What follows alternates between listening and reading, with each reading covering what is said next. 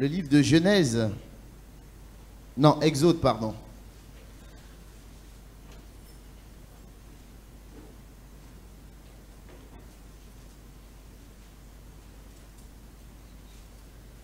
Au chapitre 3. À partir du verset 1. Moïse faisait paître le troupeau de Jéthro. Je lis la parole du Seigneur. Son père, prêtre de Madian. Il mena le troupeau derrière le désert et vint à la montagne de Dieu à Horeb. L'ange de l'Éternel lui apparut dans une flamme de feu au milieu d'un buisson. Moïse regarda et voici le buisson était tout en feu et le buisson ne se consumait point. Moïse dit, je veux me détourner pour voir quelle est cette grande vision et pourquoi le buisson ne se consume point. L'Éternel vit qu'il se détournait pour voir et Dieu l'appela du milieu du buisson et dit, Moïse, Moïse. Il répondit, me voici. Dieu dit, n'approche pas d'ici, ôte tes souliers de tes pieds, car le lieu sur lequel tu te tiens est une terre sainte. Et il ajouta, je suis le Dieu de ton père, le Dieu d'Abraham, le Dieu d'Isaac et le Dieu de Jacob. Moïse se cacha le visage, car il craignait de regarder Dieu. L'Éternel dit, j'ai vu la souffrance de mon peuple qui est en Égypte, et j'ai entendu les cris qui lui font pousser ses oppresseurs, car je connais ses douleurs. Je suis descendu pour le délivrer de la main des Égyptiens et pour le faire monter dans ce pays, dans un bon et vaste pays, dans un pays ruisselant de lait et de miel, dans le lieu qu'habitent les Cananéens, les Hétiens, les Amoréens, les Phéréziens, les Éviens et les Jébusiens. Voici, les cris des enfants d'Israël sont venus jusqu'à moi et j'ai vu l'oppression que leur font souffrir les Égyptiens. Maintenant, va, je t'enverrai auprès de Pharaon et tu feras sortir d'Égypte mon peuple, les enfants d'Israël. Alléluia. Verset 13, il dit, si on va directement au verset, Moïse dit à Dieu, j'irai donc vers les enfants d'Israël et je leur dirai, le Dieu de vos pères m'envoie vers vous. Mais s'ils me demandent, quel est son nom? Que leur répondrai-je? Dieu dit à Moïse, je suis celui qui est. Et il ajouta, c'est ainsi que tu lui répondras aux enfants d'Israël. Celui qui est m'envoie vers vous. Alléluia. Il se passe quelque chose de très important dans ce Exode 3, verset 13. Pour la première fois depuis le début, vous savez, Abraham, Isaac, Jacob et tout ça, pour la première fois, en fait, il donnait des attributs à Dieu. D'accord? Il savait que c'était le Dieu. Il dit, Abraham a dit Adonai Jireh, ça veut dire le Dieu qui pourvoit, le Dieu pourvoyeur. Amen. Et chacun donnait un attribut à Dieu. Alléluia. L'autre disait Adonai Rapha, celui qui guérit, parce que justement Dieu l'a guéri. Mais on n'avait pas le nom de l'Éternel. Alléluia. Son nom même, c'est la première fois qu'il est révélé. Il dit, quel est ton nom? Et là, il répond,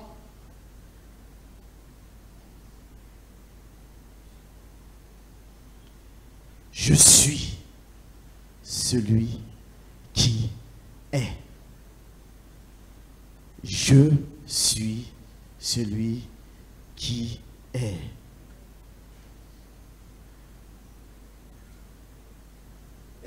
Je suis celui qui est.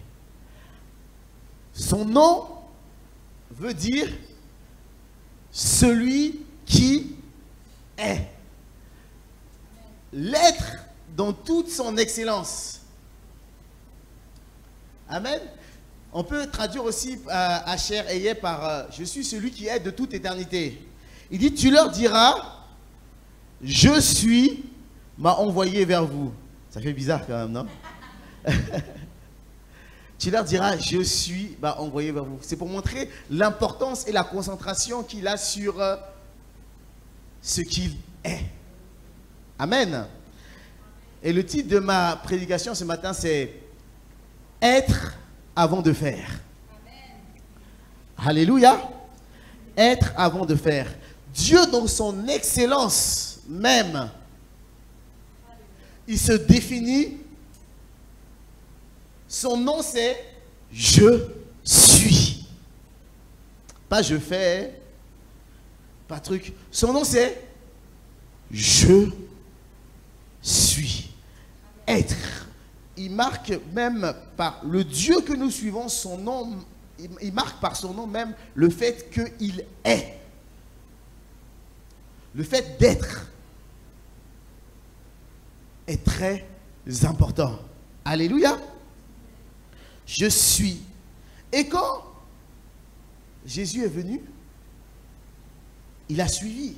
Amen. Quand on lui demande dans Jean 14, verset 6, il dit quoi? Jésus dit, Jean 14, verset 6, il dit, je suis le chemin, la vérité et la vie. Alléluia. C'est pas je suis en train de suivre le chemin. Je suis être. Alléluia. Je suis. Il est d'abord. Je suis le chemin. Alléluia. Je ne vous montre pas le chemin. Je le suis. Alléluia. Je ne vous montre pas la vérité. Je suis la vérité. Alléluia. Je ne vous montre pas la vie. Je suis la vie. Alléluia. Il dit, je suis le chemin. Ça aussi, c'est incroyable. Comment on peut être un chemin? C'est pas facile d'être un chemin. Si, mais c'est compliqué. Je me rappelle quand j'étais petit, j'imaginais qu'il était couché comme ça et puis on marchait sur lui. Mais après, j'ai grandi. Mais je suis le chemin. Il n'y a pas d'autre chemin sans passer par lui. Alléluia. Je suis la vérité. Il n'y a pas d'autre vérité. C'est lui qui l'est. Et je suis la vie. Alléluia. Je me rappelle encore quand Marthe et Marie pleuraient, Lazare, leur frère bien-aimé. Alléluia. Et il leur dit, Rabbi, si tu étais là, notre frère ne serait pas mort. Il dit, mais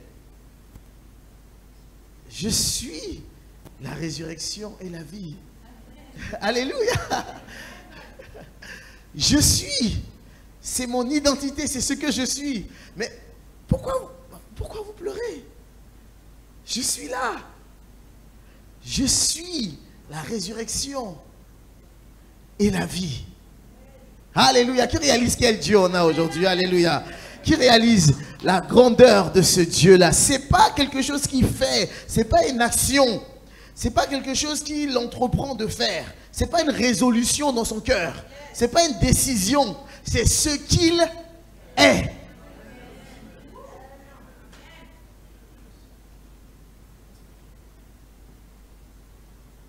Dans Jean 4, dans 1 Jean, 4, il dit, Dieu est amour.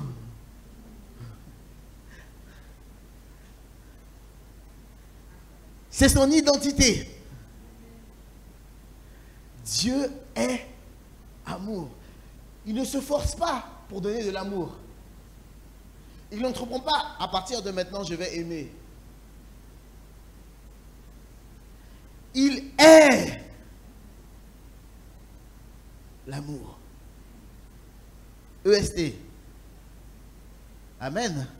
Celui qui est H-A-I, c'est le diable. Alléluia. Lui, il est l'amour. EST. Il est. Dieu est amour. Pas, Dieu n'a pas de l'amour. Il est. Amen. Amen. Je suis. Et quand Jésus est venu,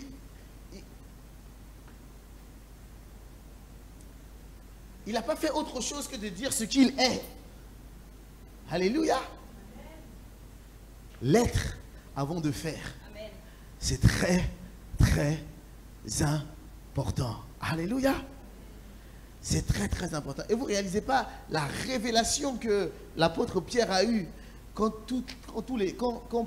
70 disciples partaient de tous les disciples de Jésus, il ne restait plus que 12. Il leur dit, mais à qui d'autres irions-nous? Alléluia. À qui d'autres irions-nous? Parce que c'est toi qui es. Alléluia.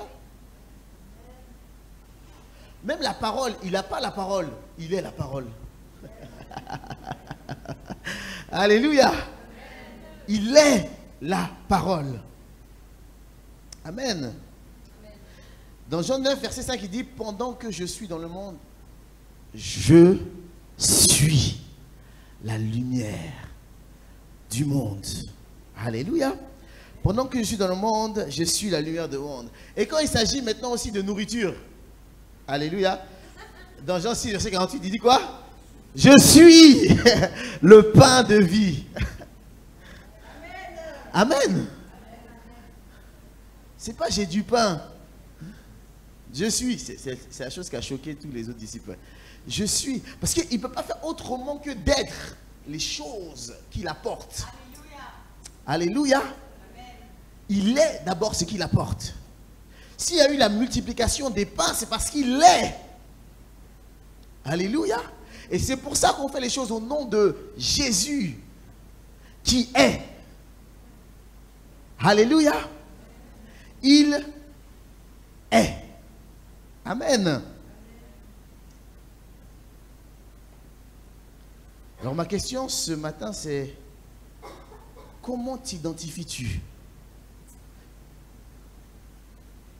Alléluia. Comment est-ce que tu t'identifies? On a vu l'Éternel Dieu qui dit, lui, il est le « je suis » de toute éternité. On a vu Jésus qui n'apportait pas la vie, qui n'apportait pas le chemin, qui n'apportait pas, il l'était. Alors la bonne question, c'est de te dire dans ton âme, mais comment est-ce que je m'identifie? Alléluia. Comment est-ce que je m'identifie? Qui suis-je? Demande à ton âme, mon âme, qui suis-je? Alléluia. Cette chose sera déterminante pour le reste de ta vie. Alléluia. Ça sera déterminant. Qui suis-je?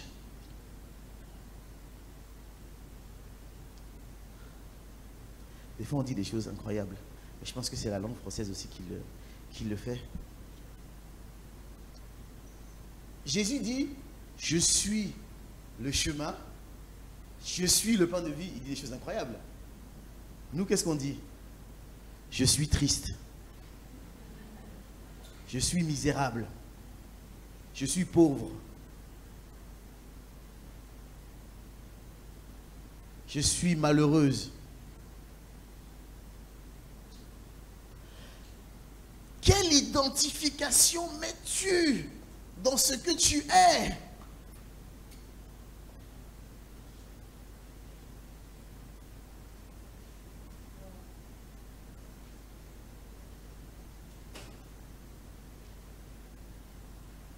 Ah, je suis bête. Mince!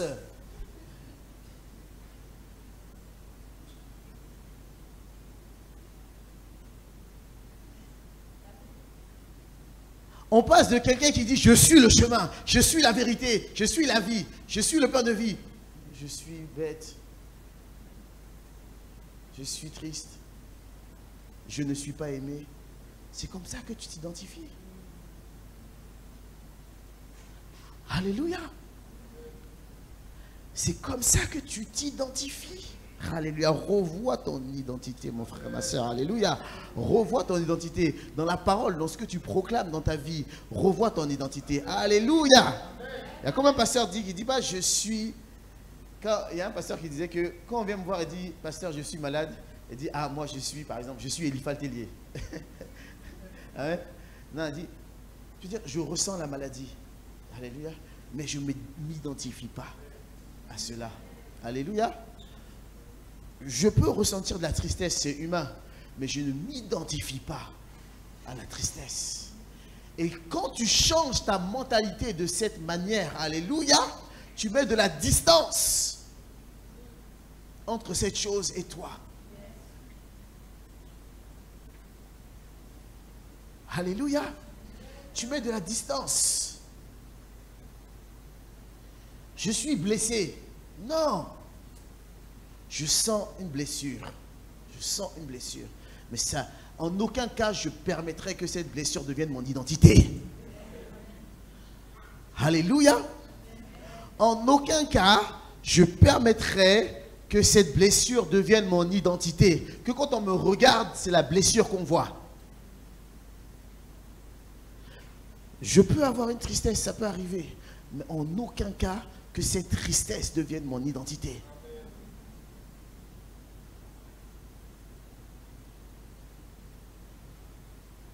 Pour que quelqu'un ose dire, tu es malheureux, si tu es vaincu. Je suis enfant de Dieu. Alléluia. Amen. Je suis enfant de Dieu. Je suis héritier du trône. Je suis tout ce que tu veux. Mais ne dis pas tu es. Je ne suis pas. Ce n'est pas mon identité. Parce que dans ce cas-là, on serait dans les ennuis. Parce que qu'est-ce que la parole de Dieu dit? Il dit, le malheur atteint souvent le juste, mais l'Éternel des armées l'en délivrera toujours. Si le malheur atteint souvent le juste, souvent ça veut dire quoi? Ça veut dire souvent. Ok? C'est pas parfois. C'est pas de temps à autre. Souvent. Souvent. Le malheur atteint souvent le juste. Alléluia. Mais l'Éternel des armées l'en délivrera toujours. Alléluia. Il dit, le malheur atteint souvent le juste. Alors si le malheur t'atteint souvent, tu seras souvent malheureux. Alléluia.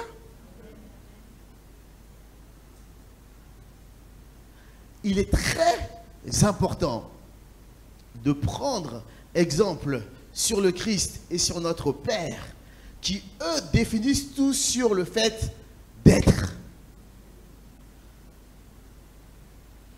Alléluia. Pour la première fois, Moïse a un scoop. Le nom de l'Éternel. Il dit, je suis.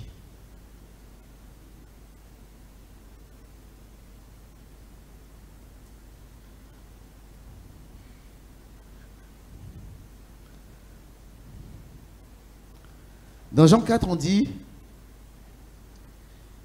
Dieu est esprit. C'est Jésus qui dit ça. Est.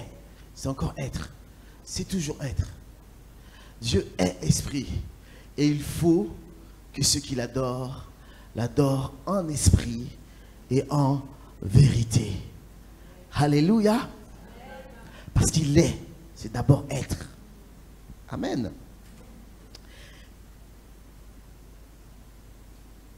Être avant de faire. Alléluia. Sinon, les répercussions et les conséquences peuvent être graves. Je vais donner un exemple. Tu es un sportif de haut niveau, de très haut niveau. Et donc, tu as besoin d'une consommation importante calorique. Par rapport au sport que tu fais. Ok? Et là maintenant, c'est fini, tu as la retraite. Et tu continues d'avoir les mêmes apports caloriques. Qu'est-ce qui va se passer automatiquement et qui se passe pour beaucoup de grands sportifs? Ils souffrent de surpoids. Parce que ils ne sont plus. Si tu fais alors que tu n'es pas, les conséquences sont différentes. Et souvent, les conséquences sont nuisibles. Alléluia. Il faut être sûr d'être pour faire. Amen. Et c'est dans là que rentre maintenant même le kairos, c'est-à-dire le bon moment de Dieu. Amen. J'y reviendrai tout à l'heure. Il faut absolument être avant de faire. Parce que ce sportif de haut niveau, il dit, bah, j'ai toujours mangé comme ça, j'ai toujours eu cet apport calorique, tout ça. Donc je continue comme j'ai l'habitude. Mais tu ne sais pas que tu n'es plus sportif de haut niveau. Tu ne sais plus que ton apport calorique est différent maintenant. Tu n'as plus besoin de autant. Vous voyez ce que je veux dire? Cela peut jouer le fait de savoir qui tu es. Amen. Le fait de savoir qui tu es peut tout changer. Alléluia. Même au niveau de tes sens. Ça peut tout changer même au niveau de tes sens. Si on commence par la vue. Comme je sais qui je suis, je fais attention à ce que je regarde. Alléluia. C'est de la façon dont je considère ce que je suis que je vais regarder. Alléluia.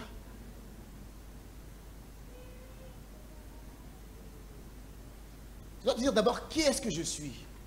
Est-ce que ce que je suis correspond à ce que je suis en train de regarder? Alléluia. Est-ce que ce que je suis correspond à ce que je suis en train de regarder? Tout commence d'abord à ce qu'on est. Amen. Est-ce que, Louis, est-ce que ce que je suis correspond à ce que j'écoute? Amen. C'est pas tout que je dois écouter. J'aime bien dire à des personnes qui se sentent victimes d'écouter des autres en disant, ah, il m'a dit ça, j'ai dit, mais tes oreilles ne sont pas une poubelle. Tu as le droit de dire, non, ça, j'ai pas envie d'écouter. Tu as le droit. Ah non, je ne suis pas dedans. Non, je préfère que tu arrêtes de parler. Alléluia. Tu as le droit. Avec toutes les choses que tu dois emmagasiner, à un moment donné, par rapport à ce que tu es va déterminer un objectif. Alléluia. Et donc, par rapport à ton objectif, il y a des choses que tu vas écouter, des choses que tu dis non, je ne vais pas écouter. Alléluia. Si tu fais une crise d'identité, mais tu vas écouter tout ce qui vient. Si tu fais une crise d'identité, tu vas regarder tout ce qui vient. Alléluia. Parce que tu ne sais pas qui tu es. Amen. Le toucher, le tactile aussi. Ce que je suis déterminera ce que je touche ou comment je me laisse toucher. Alléluia. Vous savez, on voit dans Lévitique, il y a plein de lois qui disent, ah, ben, dès qu'il est lépreux, il doit se mettre sur le côté. Par exemple, pendant une semaine, s'il a touché un mort, pendant une semaine, il ne doit pas. Mais en fait, toutes ces lois, ça veut dire quoi? Ça veut dire que tu es peuple de Dieu, en fait. Vous voyez, dans Lévitique, tu regardes comme ça, tu dis, mais c'est quoi toutes ces lois-là? Non, non, en fait, c'est des choses qui disent que tu es. Et comme tu es, ça joue sur ce que tu dois toucher, sur ce que tu dois regarder, sur ce que tu peux entendre. Alléluia. Mais parce que tu es convaincu de ce que tu es. Mais si tu n'es pas convaincu de ce que tu es, tu vas dire, mais attends, mais la Bible, c'est une prison. Alléluia. Parce que tu ne sais pas qui tu es. Amen. Il dit, oula, c'est quoi toutes ces règles? Oula.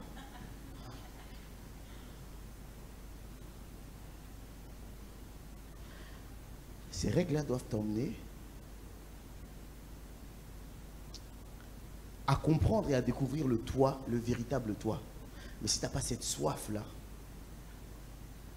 de comprendre, découvrir le véritable toi, tu vas trouver que c'est des règles qui sont trop.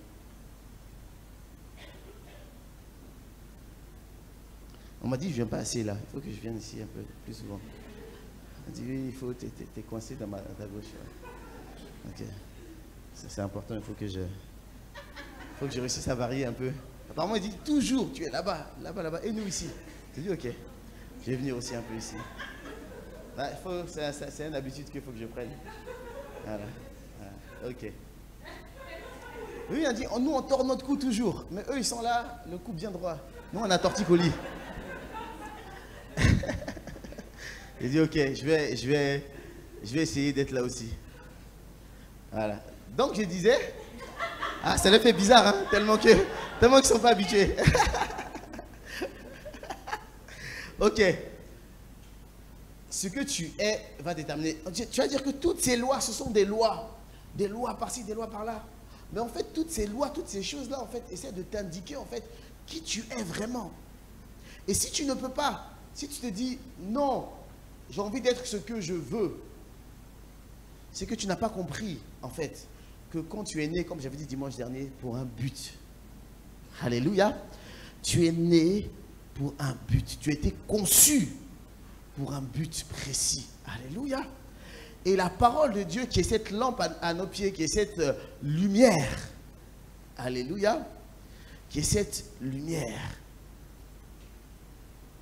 Cette parole de Dieu, c'est celle-là qui nous indique. Amen. Il est important de faire ce qu'on appelle un voyage initiatique à la découverte de nous-mêmes. La parole de Dieu, c'est à la découverte de nous-mêmes. Pour savoir, ah d'accord. Ok. En fait, quand on dit tu ne feras pas ça, tu ne feras pas ça, voyez ça comme tu n'es pas appelé à faire ça. Et là, tu dois dire, ah d'accord. Amen. Mais on souffre de problèmes, hein, de problèmes de reconnaissance, on souffre souvent de problèmes d'autorité, parce qu'on n'a pas eu de bonne vision d'autorité et tout ça. Donc, dès qu'on entend tu ne feras ou tu ne dois, oula, déjà ça nous irrisse les poils et puis on a envie de faire le contraire. Mais ça aussi, ça veut dire que tu ne connais pas ton identité. Si tu n'es que là pour faire le contraire de règles, c'est que tu ne connais pas ton identité. Ça va t'emmener où ça? C'est-à-dire que tu n'as pas de position. Ta position, c'est de ne pas faire ce qu'on te demande de faire. C'est compliqué. N'est-ce pas? Ta seule position, c'est ça. Je ne dois pas faire ce qu'on me demande de faire. Ça mérite comme on me demande, tu dois faire ça. Non, non, je ne ferai pas. Et c'est ça. Je suis la contradiction.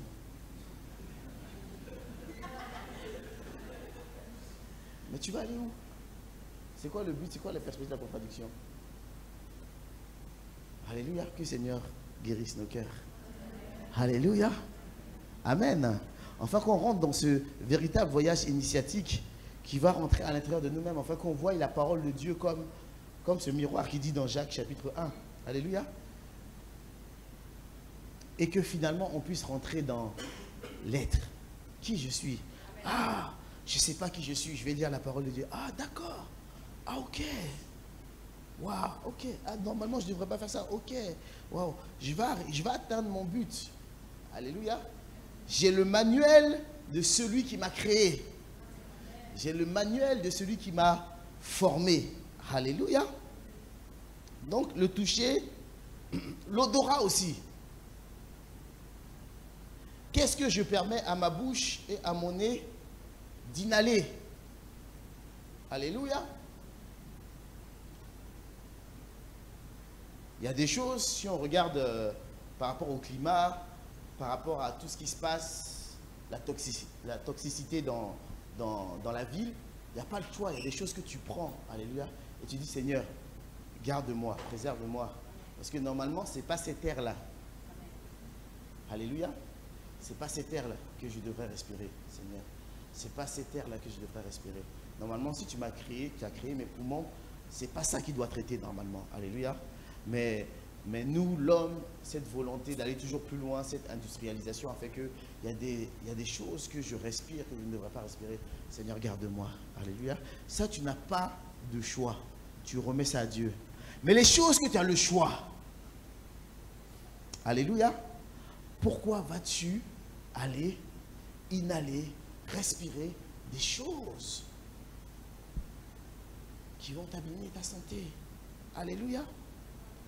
Et ça peut se faire par rapport à ce que je ne sais pas qui je suis. Amen. Mais j'aimerais rassurer aussi d'autres personnes. Et j'aimerais aussi mettre, comment dire, enlever le,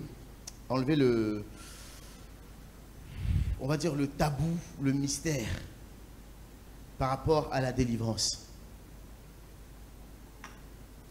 Quand on parle de délivrance, d'exorcisme, ça fait peur, n'est-ce pas? On a tous en tête l'image du film d'horreur. Ouais, ce que je veux dire. Donc on dit... Donc c'est vrai qu'on essaie de trouver des beaux mots. Tu dois être délivré, tu dois être libéré. Tiens, non. Tu dis, ah d'accord. Mais tu sens la carotte quelque part aussi. Tu dis, quelque part, il y a quelque chose qui doit se passer. Quelque part, il y a quelque chose qui doit se passer. Mais sachez que, c'est vrai, on a ouvert des portes dans nos vies qui font qu'on est attaché à des choses. Vous voyez ce que je veux dire? Par exemple, si je regarde, mais que mon cœur n'a pas envie de regarder, mais que je regarde quand même, c'est qu'il y a un attachement spirituel. Alléluia. Et ça, il faut briser cet attachement spirituel. D'accord? Tu es un être intelligent et tu es un être doué avec de toute la motricité pour que tu fasses ce que tu dois faire, ce que tu as envie de faire. Mais si tu ne fais pas ce que tu as envie de faire, mais tu fais ce que tu n'as pas envie de faire, c'est qu'il y a quelque chose à être délivré. Amen. C'est ça qu'on parle d'emprisonnement. Amen. Alléluia. C'est ça tout simplement. Tu dis, mais... Ah, il y a une personne qui m'a fait tellement triste. Qui m'a fait tellement de la peine. Et tu es venu me voir, la personne en disant, pasteur, mais quand je vois... En pleurant, il dit, quand je vois des filles, quand je vois des sœurs, mais il y a des pensées terribles qui se passent dans ma tête. Il dit, est-ce que je suis un monstre? Je lui ai dit, est-ce que tu as envie de penser à ces choses-là? Il dit, non. Est-ce que tu as envie de faire? Il dit, oui. C'est que ce n'est pas toi. Alléluia. Ce n'est pas toi qui es. Mais tu es emprisonné par quelque chose qui te force à le faire. Et il faut être délivré de cela. Alléluia. Amen. Il faut être juste délivré de cela. À chaque fois, dis-toi qu'à chaque fois que tu as envie de faire quelque chose, que tu veux faire, que tu es motivé, mais que tu n'y arrives pas, il y a le fait que soit parce que tu ne connais pas ton identité, mais une fois que tu as connu ton identité, mais que malgré ça, tu le fais, c'est qu'il faut une libération. Alléluia. Il faut une libération, c'est tout. Que ce soit par rapport à la vue, ce que tu regardes, par rapport à ce que tu écoutes, par rapport à ce que tu touches, ou comment tu te laisses toucher, par rapport à ce que tu inhales, par rapport à toutes ces choses-là qui touchent tes sens. Tu dis, je ne veux pas être ça, je ne veux pas, je ne veux pas tout ça, mais je le fais quand même, c'est que c'est plus toi. Alléluia. C'est qu'il y a quelque chose à être délivré. Amen.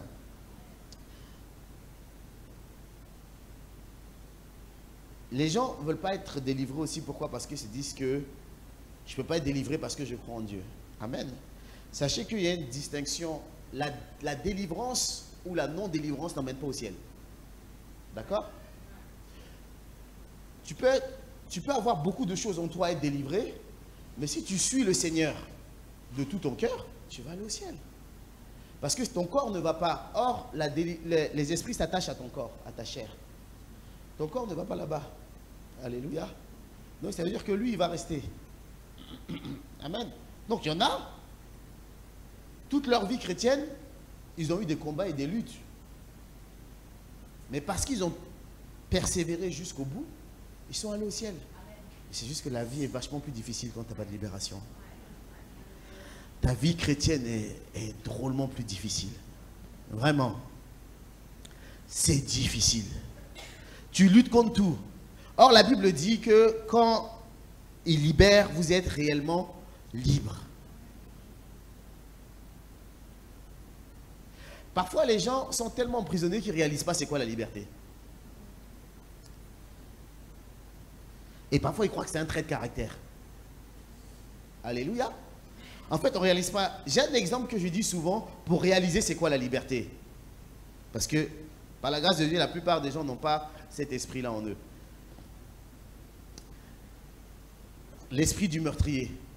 Est-ce qu'à chaque fois que tu vois quelqu'un, tu te retiens, dis non, il ne faut pas que je le tue. Il ne faut pas que je le tue. Quand tu vois sa carotide, non, non, non, non, sa carotide, non, non, non, il ne faut pas que je le tue. Bonjour, non, non, non. Et quand tu rentres le soir, j'ai tué personne. Est-ce que ça t'arrive? Tu n'y penses même pas, n'est-ce pas? Tu n'y penses même pas. Ça ne te vient même pas à l'esprit. Le soir, quand tu rentres le soir, tu ne dis pas, ouais, j'ai tué personne. Non, non. Parce que tu es totalement libre de ça. Sache que tout le reste où à chaque fois tu dis, yes, je ne l'ai pas fait, c'est qu'il y a encore quelque chose. Alléluia. C'est ça la vraie liberté. La vraie liberté, c'est que c'est quelque chose qui ne te fatigue même pas. Alléluia. C'est quelque chose qui te... Vous rigolez ça, mais quelqu'un qui a un esprit criminel, c'est une fatigue. Chaque jour, il dit, je remercie Dieu, je n'ai pas tué quelqu'un. Vous voyez ce que je veux dire? Et il prie, il dit, Seigneur, merci. Seigneur, libère-moi de ça. Sache que toutes les choses où tu y penses, où c'est comme ça, c'est qu'il y a quelque chose à faire. Alléluia. Parce que c'est ça la véritable liberté. C'est-à-dire la véritable liberté, même, tu n'y penses même pas, ça ne te traverse même pas l'esprit. Pour ceux malheureusement qui ont l'esprit de pédophilie, tu ne te dis pas à chaque fois que tu vois un enfant, qu'est-ce que je fais? Il faut que je le porte ou pas? Attends, non, il ne faut pas que je le regarde comme ça, l'enfant. Si, attends, si je le regarde comme ça, ouais. Là, ça passe si je le regarde comme ça? Non. Attends, l'enfant, il vient vers moi. Oula, je ne sais pas trop quoi faire. Franchement, je ne sais pas quoi faire. Pasteur, qu'est-ce qu'il faut que je fasse? Il vient vers moi. L'enfant. Ouais. J'attrape sa main ou pas? Est-ce que tu te poses ces questions-là? Non, parce que tu ne souffres pas de ça. Ce n'est pas une souffrance pour toi. Tu n'as pas l'esprit de pédophilie. Tu vois un enfant, c'est bien. Tu vois pas un enfant, c'est bien aussi. Quand il saute sur toi, tu ne regardes pas si, est-ce qu'il m'a touché là? C'est pas ton problème. C'est ça la véritable liberté. Et souvent, on ne connaît pas la véritable liberté parce qu'il y a trop de choses pour lesquelles on combat. Alléluia. Il y a trop de choses pour lesquelles on combat. Et on dit, merci Seigneur, aujourd'hui, je n'ai pas fait ça. Merci Seigneur, aujourd'hui, je n'ai pas... Il dit, quand le Christ vous a franchi, vous êtes réellement libre. Et la réelle liberté, c'est, on ne s'en soucie même plus. C'est pour ça que moi, je sais que j'ai encore des choses à travailler et à être délivré. Alléluia. C'est pas parce qu'il est pasteur qu'il n'y a plus rien à délivrer. Amen. Jusqu'au bout. Et il y en a qui n'évolueront jamais. Parce qu'il dit, non, moi, les histoires de délivrance, là, non. Du coup, ils préfèrent vivre avec leur peine, leur défaut de caractère. Parce que Dieu ne t'a pas créé avec ce caractère-là. Amen. Ils préfèrent vivre avec ça que de réaliser que oui, j'ai besoin d'une délivrance. Seigneur, délivre-moi. Alléluia. La délivrance se fait au quotidien, chaque jour, afin qu'on atteigne la perfection. Alléluia. Petit à petit, on atteint la perfection. On est libéré de ça, on est libéré de ça, on est libéré de ça. Petit à petit, c'est Dieu qui fait ce travail-là dans nos cœurs. Alléluia. Parfois, ça peut être manifeste. Vous savez, dans Deutéronome 28, il dit, ils entreront par un seul chemin et sortiront par 7 chemins. Alléluia. Et la science nous montre qu'il y a 7 ports pour sortir. Amen. 7 ports pour sortir, que ce soit au travers du nez, au travers de la bouche, au travers des yeux, des larmes, au travers des pores. En tout cas, il y a 7 ports pour sortir. Et donc la délivrance, ça peut être, si c'est attaché à des liens d'âme, ça peut être plus violent. C'est-à-dire que c'est toi-même qui n'as pas, tu n'as pas vraiment, soit toi tu n'as pas décidé, ou soit il y a un lien d'âme, ça peut être violent. Ou la délivrance, ça peut être tout simplement, tu ne comprends pas, tu es en train de pleurer par rapport à quelque chose. Alléluia. Ça peut être, je ne sais pas, on a fait une louange d'adoration, j'ai mal au ventre, d'un coup il faut que j'aille aux toilettes. C'est une délivrance. Je suis hyper concentré parce qu'il est en train de se passer, mais je baille. Et j'arrête pas de bailler. Une délivrance. Alléluia. Je transpire comme un fou. Je ne comprends pas. On est en train de prier, mais je transpire à fond. Une délivrance. C'est les 7 chemins. Alléluia. Ils rentreront par un chemin et sortiront par les 7 chemins. On verra, si vous voulez, un jour les 7 chemins, tous ces 7 chemins, que ce soit par tous les ports. Tu vois, non. Tu dis, mais qu'est-ce qui est en train de se passer? Vous voyez ce que je veux dire? Oui. On voit toujours les cas extrêmes, le vomissement, les choses comme ça, ça peut arriver aussi. Vous voyez ce que je veux dire? Mais il y a toute forme de choses. Les 7 chemins, les 7 sont parfois aussi une délivrance faite à très mal aux oreilles. Ça te dit, mais qu'est-ce qui se passe? Et puis, il y a quelque chose qui est en train de partir. Vous voyez ce que je veux dire? C'est des choses, tu pleures, tu vas quoi? Je ne sais pas, mais il y a quelque chose qui est en train de se passer de mon âme. Vous voyez ce que je veux dire? Je pleure. Souvent, c'est des pleurs aussi. Souvent, en tout cas, par les 7 chemins, ça peut passer par les 7 chemins. Ok, tu dis, ah, voilà. Tu dis, oula, on a fini de prier là. Ouf, faut que j'aille aux toilettes. Vas-y. Alléluia. Ne te retiens pas. C'est les 7 chemins. Alléluia. Et donc, c'est pas ça. C'est pas parce que, ah, j'ai pas fini ma délivrance. Parce qu'il y en a aussi qui sont pressés. Il y en a aussi, c'est l'extrême. Je veux ma délivrance. Oui. Mais c'est pas ça qui va pas faire que tu vas aller au ciel ou pas. Ça ne dépend pas. La délivrance ne dépend pas de ton salut, mais dépend de comment tu vas vivre sur terre. Et dépendra aussi de ton service. Parce que si tu n'as pas été délivré de certaines choses pendant le service, eh ben, l'ennemi va appuyer là où ça fait mal. Et quand il appuie là où ça fait mal, c'est plus dur. Alléluia. Mais si tu as été libéré petit à petit des choses, il va appuyer là, ça ne marche pas, il va appuyer là, ça ne marche pas, il va appuyer là, parce que ça, c'est été délivré, ça, c'est été délivré. Soyons en constante volonté de guérison et de délivrance. Alléluia. Il ne faut plus que ce soit un tabou. Alléluia. Le Saint-Esprit est venu pour nous libérer. Alléluia. Il dit, il est venu. Dans Luc 4, Amen. L'Esprit du Seigneur est sur moi. Il m'a oint non seulement pour annoncer une bonne nouvelle. Alléluia. Mais pour tout, pour la délivrance, pour proclamer une année de grâce. Alléluia. Pour délivrer, libérer ceux qui sont captifs. Amen.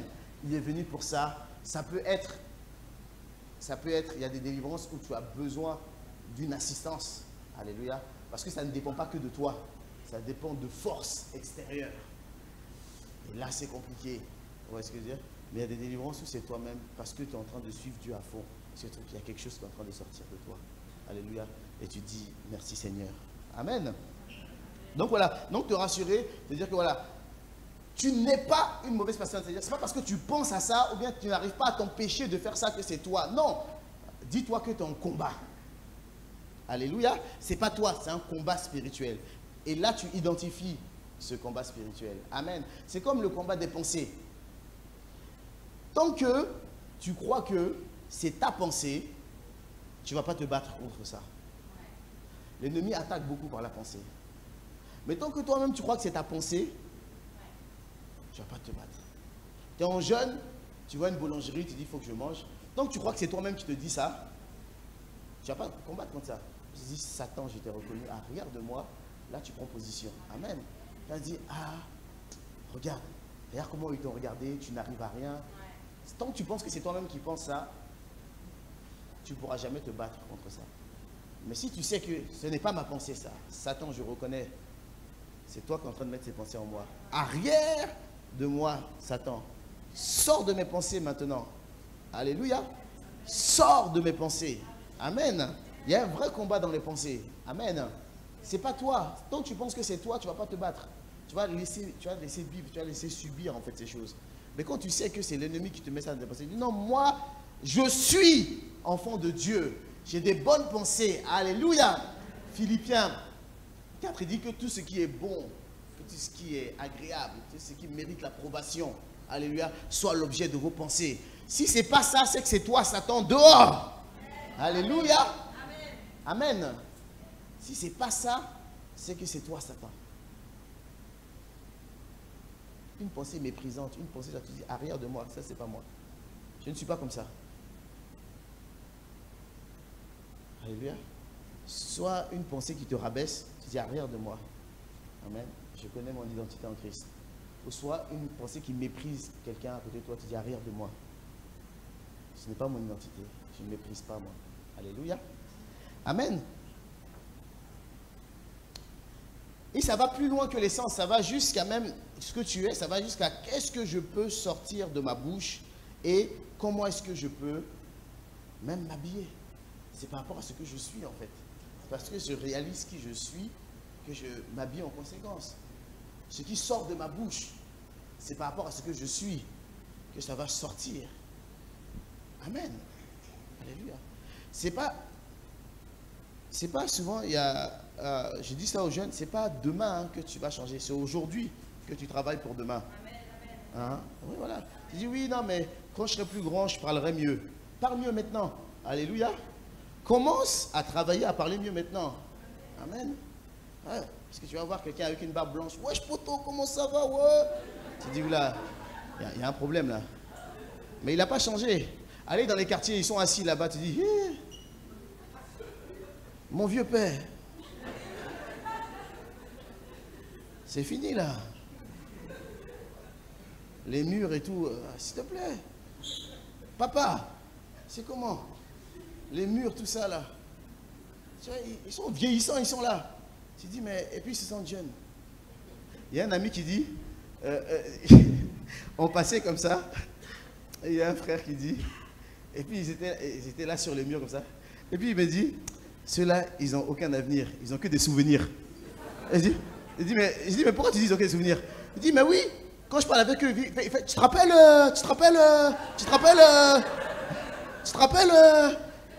il venait d'Afrique, donc lui, il était très pragmatique dans sa manière de voir les choses. Il dit, mais ceux-là, là, ils n'ont que des souvenirs, ils n'ont qu'un avenir. Je dis, mais pourquoi tu dis ça? Il dit, à chaque fois que je parle avec lui, il dit, tu te rappelles, ah ouais, c'était bien, non? Tu te rappelles Mais je dis, et aujourd'hui, et demain? Tu as pensé à demain un objectif, quelque chose, au lieu de se rappeler que les bons temps, quand tu étais jeune, tu es vieux comme ça. Seigneur, ta grâce. Tu es vieux, tu es mon tonton. Il faut arrêter, tu rends les jeunes mal à l'aise. Mais oui. Mais ça commence quand? Ça commence aujourd'hui. Par rapport à ce que je suis. Alléluia. Ça commence aujourd'hui par rapport à ce que je suis. Qu'est-ce que je veux devenir? Je veux devenir ça? Ben, je commence aujourd'hui.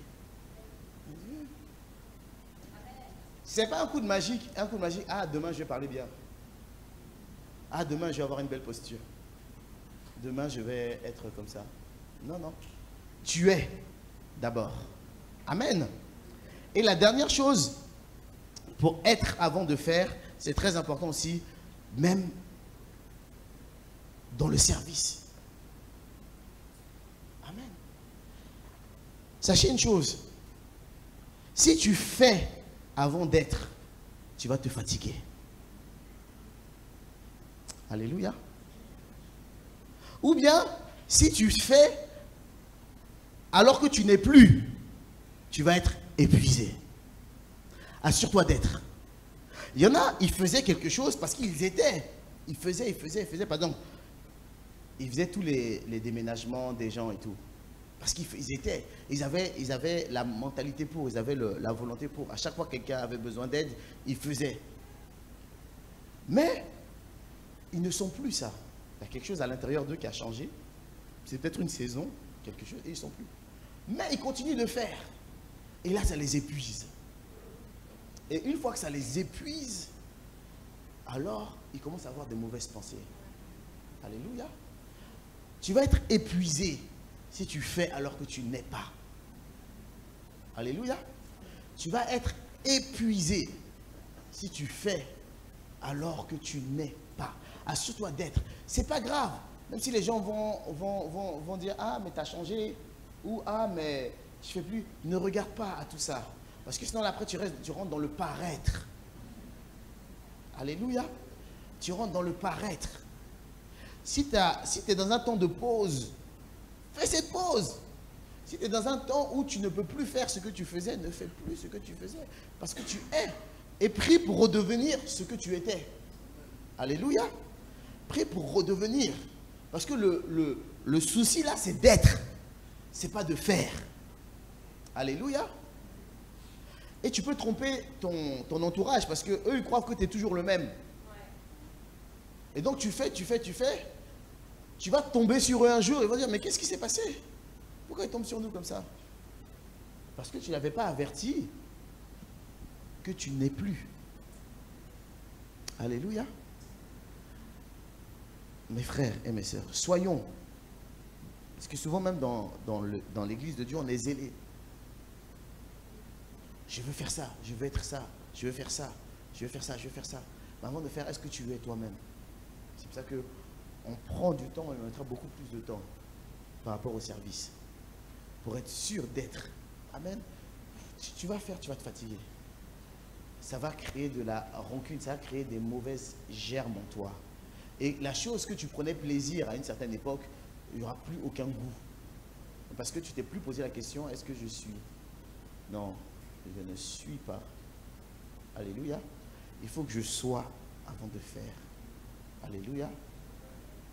Je veux évangéliser. Est-ce que je suis l'évangélisation? Comment on sait qu'on est? On sait qu'on est quand ça ne nous pose aucun problème. Et quand c'est même pas pour nous une tâche. Ça découle de nous, en fait. Ce n'est pas un problème. Alléluia. Et c'est quand on apprend à se connaître qu'on sait nos limites. Et ce sur quoi on doit prier pour pouvoir aller plus loin. Amen, amen. Alléluia. On dit, ah, moi je suis incapable. Tu dis, je suis incapable, voilà, de rendre service 2 fois dans la même journée.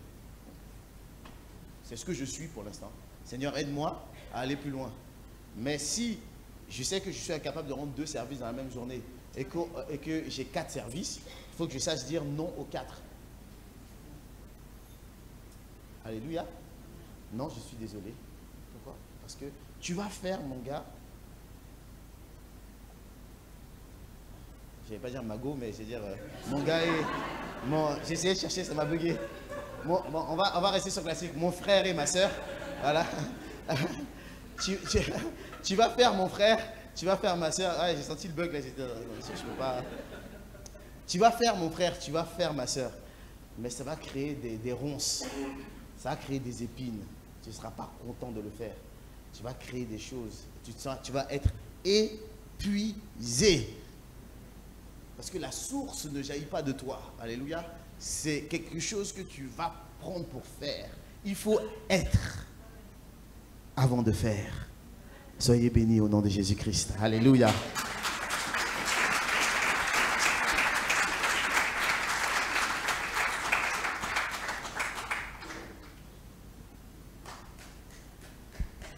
Amen. Et je veux juste dire 2 choses par rapport à ce dont le pasteur a parlé. Déjà, merci pasteur. Franchement, que Dieu te bénisse. Qui a été béni par cette prédication, ce message? Moi, j'ai été vraiment bénie. Amen. On peut l'encourager vraiment. Alléluia. Amen. Il y a 2 choses qui me viennent en tête. La première, c'est quand il a parlé des délivrances et de comment, en fait, c'est important d'être libéré, délivré dans sa vie. Quand moi je suis venue au Seigneur et que je me suis convertie, le monde spirituel c'était terrifiant pour moi, vraiment. Voir une délivrance, j'étais la personne qui sortait de la salle en courant, ne comptait même pas sur moi pour prier pour qui que ce soit et pour quoi que ce soit. Et le Seigneur a fait un travail dans mon cœur parce que ça m'effrayait en fait, parce qu'on ne contrôle pas, parce que parfois on ne connaît pas et donc du coup ça peut nous effrayer. Et le Seigneur a fait un travail dans mon cœur, vraiment en me disant, mais si je ne te libère pas de ces choses, si je ne te délivre pas de ces choses, tu ne vas jamais devenir et aller là où je veux que tu ailles. Parce que en fait, ça pouvait être subtil, soit par des pensées, soit par des traumatismes du passé. Et je me disais, bah, c'est comme ça, j'ai vécu ces choses, et puis, je sais pas, soit le Seigneur fera un jour, ou... Mais Dieu me parlait vraiment dans mon cœur et me disait, tu as besoin d'être délivré, n'aie pas peur, je suis avec toi. Parce que je veux t'emmener à être et je veux t'emmener quelque part. Et donc, Dieu prend toujours en considération aussi qui nous sommes et nos peurs. Enfin, donc je me rappelle, moi, ma hantise, c'était d'avoir une délivrance et de hurler ou de faire des choses vraiment étranges qui, pour moi, vraiment, pour moi, à l'époque, étaient étranges. Et donc, à chaque fois qu'il y avait besoin d'une délivrance ou que le Seigneur voulait me libérer sur quelque chose, c'était par des pleurs, c'était par des bâillements, par des petites choses, parce qu'il prenait en considération ma peur. En fait, il me disait, je suis avec toi et je t'accompagne dans cette libération. Il faisait comme il voulait, mais voilà, il me rassurait toujours. Et la deuxième chose, donc voilà, je vous encourage vraiment à ne pas avoir peur des délivrances, à ne pas avoir peur des libérations. Mais c'est vraiment pour que vous puissiez devenir ce que Dieu veut que vous soyez. et parce qu'on est appelé à vivre libre et affranchi. Et la deuxième des choses, ça passe sur la responsabilité dans le sens, parfois on parle avec nos frères et nos sœurs et on voit qu'ils sont pas bien. On voit qu'ils sont dans une saison de leur vie qui est difficile et compliquée. Soyons le gardien de nos frères et de nos sœurs en disant là tu n'es pas apte peut-être à servir parce que tu te mets en danger, ou là tu n'es pas apte à faire telle ou telle chose parce que tu as besoin de guérison, parce que tu as besoin d'être renouvelé dans tes pensées. Soyons le gardien de nos frères et de nos sœurs. Parce que quand tu laisses un frère ou une sœur servir alors que tu sais que dans sa vie il y a du désordre, alors que tu es au courant de ce qui se passe et combien elle a besoin ou il a besoin de restauration, sache que tu n'es pas le gardien de ton frère ou de ta sœur. Amen. Amen. Seigneur, je te prie, Seigneur, pour cette parole. Je te prie, Seigneur, pour ce que nous avons entendu aujourd'hui. Que, Seigneur, ça puisse vraiment être dans nos cœurs, qu'on puisse méditer sur être avant de faire, Seigneur. Parce que, Seigneur, tu veux que nous soyons des disciples, des fils et des filles accomplis, affermis. Et tu as un plan merveilleux pour chacun d'entre nous, pour la gloire de ton nom. Amen. Amen. On va passer aux annonces. Alléluia.